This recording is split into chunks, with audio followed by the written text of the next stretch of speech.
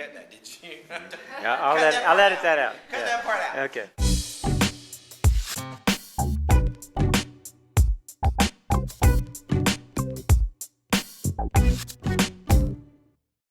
This is Don Stewart, the artist at ArtistChronicle.com. Associated Artists of Winston-Salem sponsored a talk by Hank Foreman from Appalachian State University. He's been there for 17 years, and among other things, he serves as Director and Chief Curator at the Turchin Center for the Visual Arts. He talked about how he selects art for exhibitions and gave great advice for artists about submitting a proposal to a museum or gallery. It's a great time to be at Appalachian. The center was built in 2003, the first portion of it. The second portion is 2005 opened, and so now the building is kind of completely online. We show about 20 to 21 exhibitions a year. Our building is very visually accessible, and we try to make our programs as accessible to folks so they feel like, you know, that they can come in and not be intimidated. The first question that you probably all want to know if you're coming to this talk is why? Why people choose what they choose? You know, why did Sally Sue get in and not me? Well, you know, why? That's the big question. And what I'm saying is not going to be the same for every juror. But I want you to understand where I come from, and I think a number of jurors fall in that line, or curators fall in that line. In contemporary art today, there's such a range of work. And so the first step that I do is that I embrace the diversity of what's there. I look at each piece on its individualness for what it is, and its own section of diversity. Because you're comparing apples to oranges for me. I mean, if you're doing it any other way. How is it crafted? What am I thinking about? What are the things the artist has stimulated? How is it connecting to our history, to my thought processes? And once I've done that, then the whole process gets more difficult because I have to start kind of putting the shows together. And even this is kind of based on the individual experience of the work. So what I try and do is use all the interactions that I've had with each work at that time to make things begin to rise to the top. It's not about like everybody. That's the first thing I tell people when I give tours in the museum. If you think I like everything in this museum right now, you're wrong. In fact, I just drew a show weekend before last, and the top prize piece was a piece you could not pay me to live with. But it was a great piece. It was very contemporary. It was amazingly done, had great concept. That comes from what people's definition of art is to them. You know, my mom's definition is tied to the definition of many people's definition. I mean, she always says to me when she sees my work, "Can't you just paint something that's pretty?" You know, that's what she said every time I show her something. And so I painted something for her a few years ago. And she was like, "Thank goodness." That's the only thing she shows her friends. "Look, you painted this, it's pretty." And so, you know, but that's that person's definition. But for me, I have to have a much broader definition. But that doesn't exclude that one from being considered if that work is created in a great way. The other thing that I believe in, I did a show a few years ago, about 750 pieces, and I think I juried it in an hour and 45 minutes. But as a juror, you know, when you walk up to a piece, if 80% of it is great, but the 20% of it that you don't think is working right, it's never going to work right. And, you know, you can't be over-precious and over-committed to that person by, you know, that person's not going to know whether you stood there an hour or 4 hours. You just have to kind of take it out and move on. What would be a good straw proposal, and what's a mistake people make when they present to you a proposal for a show? I think the biggest mistake people make is too much. A lot of people give us way too much stuff. You know, I don't want to see the first piece you made in graduate school. I don't want to see the second piece you made in graduate school, unless you're only a few years out of graduate school and they're an example of what you're currently doing.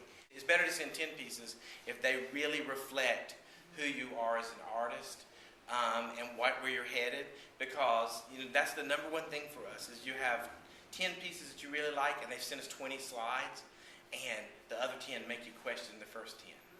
Well, did the same person do this? I mean, well, maybe they just got lucky 10 times. Maybe they created 4,000 pieces, and these were the only 10 good ones, you know. And we're going to have a show. We're dedicating our show, and people are going to be coming in here. And are we going to be able to get the work we need for that show as we move forward? So, really editing yourself. Should it follow a stream, like it should be an obvious series? No, I don't think so. No. I don't think so. As long as the number one thing that I tell people is you should be true to yourself. Even if it means you don't get the show. you should put the work in the portfolio that you think is your best work and really shows who you are. Trying to do the mind game where I've seen him, he doesn't like to wear a tie, he's probably pretty contemporary, I'll put this abstract thing in there because he'll know I'm contemporary. Well, I mean, it doesn't necessarily work. So I don't think you should try and read people's minds about that. But what happens if you send a great portfolio, it might not work for us right then, but if we think it's a great portfolio, we have people who end up 6 years later getting in a show that's a theme show because we kept their stuff because we thought it was great, but it wasn't working for an individual show right then. Include statements. Some people are very anti-statements. Statements don't have to be all head talk. They should be very honest and straightforward. They should say who you are, why you do it, and why you can't do anything else. They should be able to read that and understand why you have to make the work you do and why you're not an endodontist or a muffler specialist.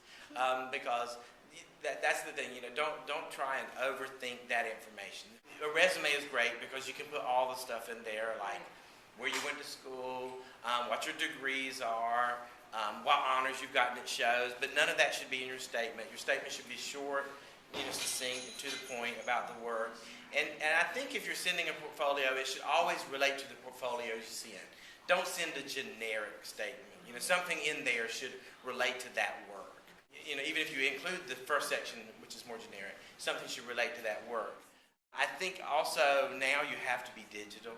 Right. What happens is you get a nice setup like this, and 99% of the artists are digital and you're not, then you're the one in the room.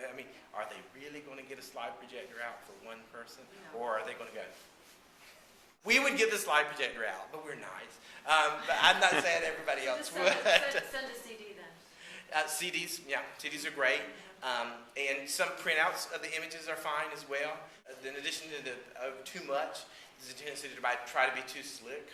We just had a great show of an artist who was not digitally prepared at all. She's a great painter, but she was from South America, and she glued photographs on little cards and wrote the names on them with color pencil. But it's what she could do. But the images were wonderful. She chose great images, and her statement was honest and real. She got a show.